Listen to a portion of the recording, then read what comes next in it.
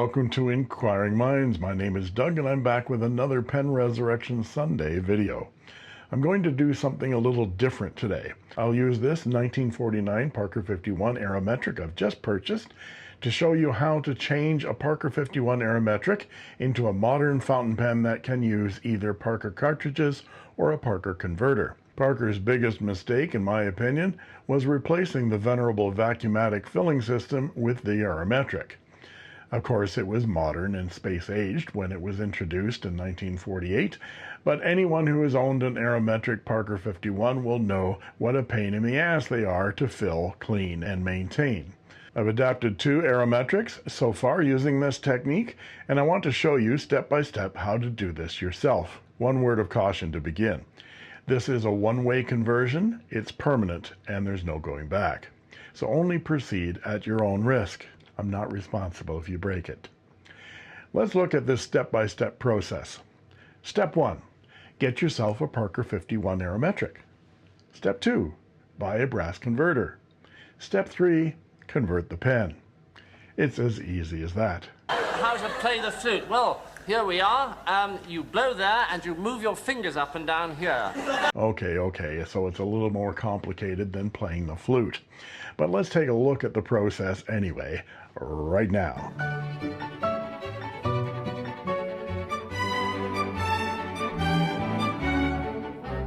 If you have a 1950s Parker 51 Aerometric, get yourself a brass Aerometric adapter. I've been purchasing these little brass adapters from a gentleman in India who sells them for $10.25 US plus shipping on eBay. Here is his listing.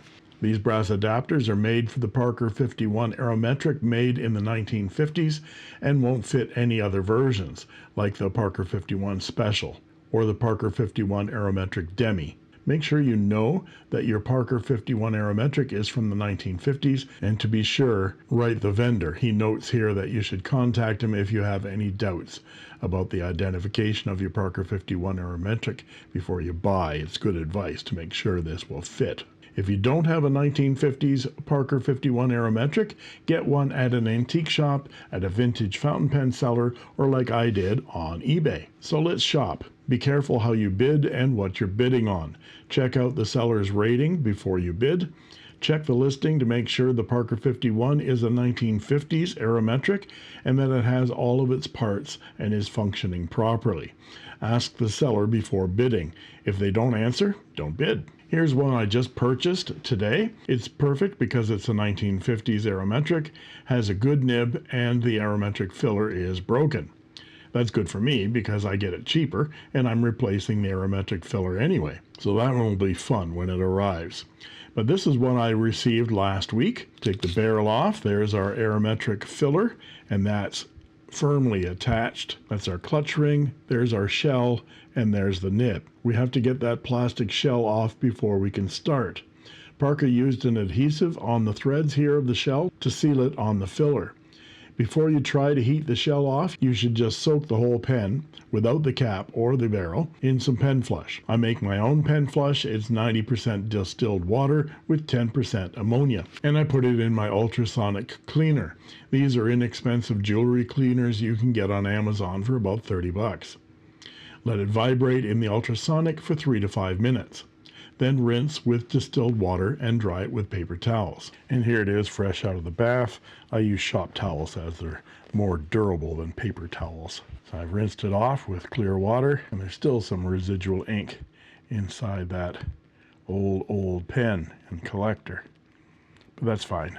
Now we need to apply some heat, and I'm going to use a heat gun. Be careful because too much heat will deform or melt this plastic. You can use a hairdryer to be safer. Rotate the shell in the stream of hot air and check it often to see if it will unscrew. I use rubber shelving mat material as grippers on the pen. Turn on our heat and rotate the shell.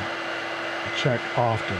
After several attempts, if it hasn't come off yet, while it's hot, I'll dip it in some cool water and then dry it off and try again.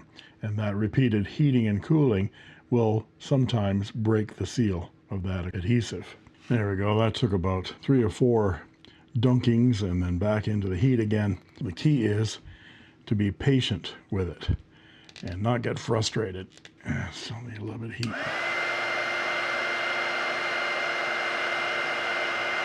Eventually it'll start to budge. There we go. And there it is. So now this is all still full of ink, as you can see. I'm going to put this whole thing back in the ultrasonic bath and let some of that dried up ink dissolve. And there's that gold nib right there. There's a couple other things to look for here. This is the clutch ring, and that comes off just like that. Remember not to lose that. I speak from experience. So the whole thing, whole kit and caboodle is going back in the bath. Hood and aerometric filler, collector, nib, and feed. And there is the collector, hood, and shell out of the bath after a couple of minutes. The shell's in pretty clean shape. Collector still has some ink in it, but at this point I can probably withdraw that collector from the aerometric filler. There's the gold nib, the feed, the collector, and the breather tube that's going into the filler. So let's give this a twist, see if it'll come off. Yep, there we go. So that's all we need from this filler now. We can put that aside. This is a permanent conversion. And once we get that breather tube cut, you won't be able to make it an aerometric again. So now I've got that out, I'm going to put it back in the bath again because there's still a lot of old ink in there. There's my breather tube has come out. Usually they're permanently attached to the back of the feed, or they're very difficult to get out. So now I've got that out, I might as well just see if I can pull that nib and feed out. And it doesn't want to come. I'm going to put it back in the bath. There's the breather tube. It's still pretty discolored from sitting in some old ink for decades. But if it comes out like this one did of the feed, I've had ones that just wouldn't come out for love nor money. But if it does come out, don't get mixed up and cut the wrong side, because this one side, I don't know whether you can see it or not, but there is a hole right there. See that little breather hole? And that goes into the feed like that. That end goes into the feed. If you switch it around and cut that tube when in our conversion, you're going to wreck it. So make sure you have that little hole in the tube and that this whole breather tube is clear of debris. Now let's see if we can get that nib out of there. Grab the nib and feed and the collector. There we go. A lot of old caked up ink in there. Now you have to be careful. This doesn't want to come right now, so be careful you don't snap that. That's ebonite. So there's still a lot of ink collected inside that collector. That's why they call it a collector. So I'm going to let that sit for quite a while in the bath with the breather tube, and then we'll take a look at polishing up that nib. Okay, well this just sucks. Just when I'm trying to do a how-to video on how easy it is, that breather tube broke off inside the feed. So this happens apparently. These are metal. We interrupt this program to bring you a special report. I'm going to add a little insert here about the breather tube. Here is the piece that I broke off. Throughout this video, I talk about this being either steel or aluminum or some kind of metal. They are, in fact, sterling silver. It had something to do with Parker thinking that sterling silver would not react to the superchrome ink. Of course, it did. And that's why these are so black. And the breather tube is very, very tiny on these, and of course the converted pen uses the same shorter breather tube to allow the ink to flow through. So don't use shimmering inks with these pens, because that little breather tube will just clog right up. We return you now to your regularly scheduled program. I'm going to have to drill that out of there and see whether the hole will still line up if I insert it a little bit. We'll see. So I've successfully rescued this feed and breather tube that snapped off right there.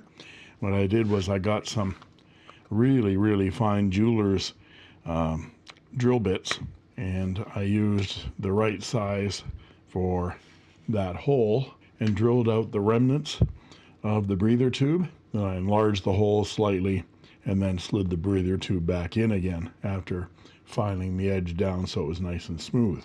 So it's a little bit shorter now to where that little tube hole is right there from that one, because part of that broke off, but it should still be functional. What I do need is about this much of this breather tube. I don't need the rest of it. when I do the conversion. But these little jeweler's drill bits are very, very useful and very inexpensive. So now I can put the nib and the feed and the collector together again. The collector is all nice and clean, and I've polished up the feed so it's nice and shiny. And that nib is in excellent, excellent shape. Let's look at it now. I've had it soaking quite a bit in pen flush and then polished it all up with my jewel polishing cloth. You see it says 1948 on the bottom there, made in the USA. RU for ruthenium tipped, but this is gold. This is 14 karat gold, and the tipping on it is excellent. So we're going to put it back on the feed and line it up correctly, and we put it back into the collector. We look at the slit on the underside of the nib, and we line it up with the large channel. Might be difficult for you to see on camera. There's the large channel, and there's a small channel right there. So we line up the slit on the bottom of the nib with the large channel, and we push it in as far as we'll go, making sure it's lined up. And now we can take our adapter here, our brass converter adapter converter, and we're going to trim this breather tube so it's just shy by 2 millimeters of that piercing tube down there. So we have to mark where it comes out at the end. So we'll push that all the way on, and we'll get a marker and just mark on that breather tube where it comes to the end of that brass adapter. And we can pull the unit back out again. So the depth of that piercing tube is 9 millimeters, and we're going to add 2 millimeters to make it recede into the breather tube. So that'll be 11 millimeters. And we mark that right there. So the black doesn't show up very well, so I scratched into that very oxidized tube into the metal to make it easier mark to see. And then we'll take our Dremel tool and we'll cut that off. There, now I cut it off. I'm going to use one of my brand new little jeweler's drill bits just to make sure that that breather tube is open, because there are going to be some shards of metal in there. There we go. And I'm going to actually sink that all the way down there to make sure that breather tube is open all the way, because there's old dried up ink in there. See that? All that old dried ink. So even the soaking didn't help that. In fact, I think I'll pull this out again and make sure that that is clear. Nope, it's not clear. So I'm going to pull that breather tube out of the feed. We'll go at it from the other side. There we go. And that tiny breather hole right there is even smaller. Make sure it's clear too. Yeah, it seems to be. So I used an actual hypodermic needle to inject some pen flush through that little breather tube, and it was indeed clogged up with all kinds of old ink. So it's now all dissolved, and then I use compressed air to blow through it, and it is completely clear right now. So we'll put this back in the feed. It's nice and tight. There we go. Put the nib back on again. Line up the bottom with the large channel and give it a push. You want that feed just to be slightly shy of the end of the tip there, so it's not so visible from the top. Then we can put this back into the adapter all the way. And the other thing I've done is I've added an O-ring to this one. These early Aerometrics didn't have an O-ring right there, so this one didn't have one. You put the clutch ring on first and then the O-ring. Be a good idea to add one to this pen. It can't hurt. It's a good sealant. Then we put our hood back on, and it won't line up, as you see, just like that. And so I'm going to mark where that tip of the hood belongs, and then I'll twist the nib around to meet it. I'm measuring with my thumb. And this doesn't want to turn in here, so I'm going to find another solution to this. Let's put this all the way down, and you see it comes to here.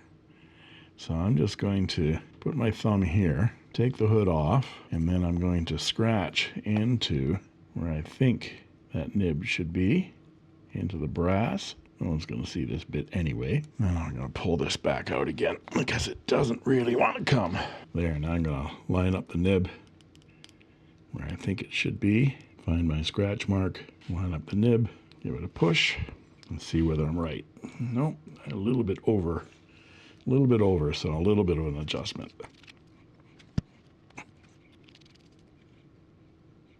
Now that feed still looks a bit proud, doesn't it? Needs to be in further.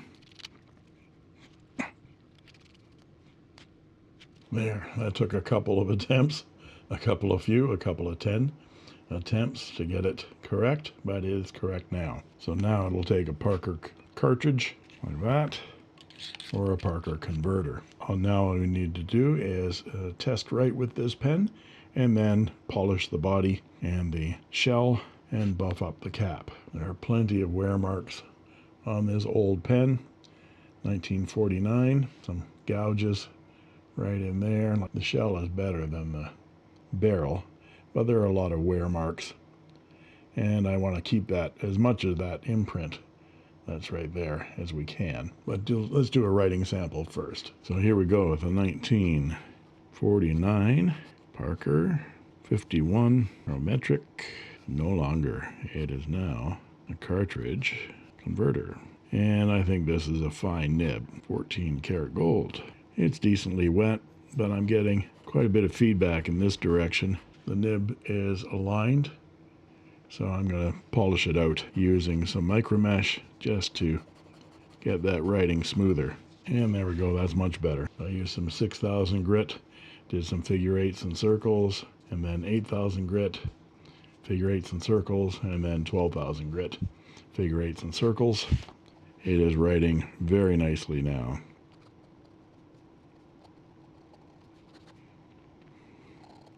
And much wetter as well. So now I'm going to disassemble the pen again, and I will leave that aside just the way it is. Doesn't need to be touched or adjusted. We'll polish up that barrel and hood, and we'll polish up that cap as well. And here's the barrel all polished up. Went through the micro meshes and then some polishing compound, and it looks gorgeous. The hood hasn't been done yet, so you can see the difference. Lots of micro scratches and abrasions on the hood, but absolutely clean on the barrel. So we'll do the same treatment on the hood, and then we'll polish up the cap. So here we are with the cap and the barrel all polished up, and the hood as well in really pristine condition. Unfortunately, the cap had some corrosion on it that just won't go away. Once it's in and past that chrome plating, then it's into the stainless steel and it's corroded forever. These Lustraloy caps were sandblasted for this texture, and so if you buff them, you'll lose that, and the only thing you can do after that is to sandblast them again. But I did polish up the cap ring, which was just plain chrome, and it looks very nice. So now we'll do a writing sample. Parker 51 Aerometric. Only it is no longer an Aerometric. It is a cartridge converter. 1949, and it is between a fine and a medium. And it's nicely wet and very smooth. It had a lot of tooth to it before, and I smoothed it out with some micro mesh. I went from 6,000 to 8,000 to 12,000 with it. I only do that if the tines are together, and the tines were together and nicely aligned, and so it had some hard edges going this way, but now it's absolutely smooth. Beautiful writer, and I'll come back with some of my thoughts on this restoration. So there you go.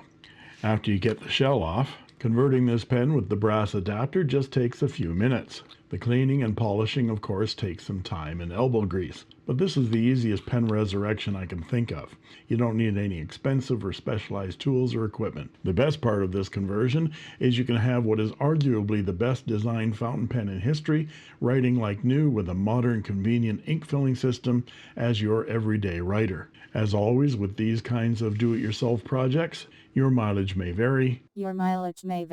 And do the conversion at your own risk. I'm not responsible. And truthfully, I made a mistake. And I hope this guide helps. As to this newly converted 1949 Parker 51, I'm selling it for $100 US plus shipping. I would usually sell this for $120 US, but I'm discounting this one because of the corrosion on the cap and the clip. The rest of this pen is gorgeous and it writes beautifully. If you're interested, email me at inkquiringminds@gmail.com with your name and address so I can respond with a shipping quote and instructions on how to pay using my PayPal. The first person to pay my PayPal for the pen gets it. Just expressing your interest in it will not hold it for you. First pay, first serve. Also, please know that members of my channel see this video sometimes days before it goes public for everyone else, so they get first dibs on any of these pen resurrections for sale. You can join as a member of my channel too for only 99 cents a month, and I guarantee I'll answer your comments in the comment section, and you'll get cool emojis, badges, sneak peek unboxing videos, as well as the aforementioned instant access to these videos the moment I upload them. And that just leaves it for me to say thank you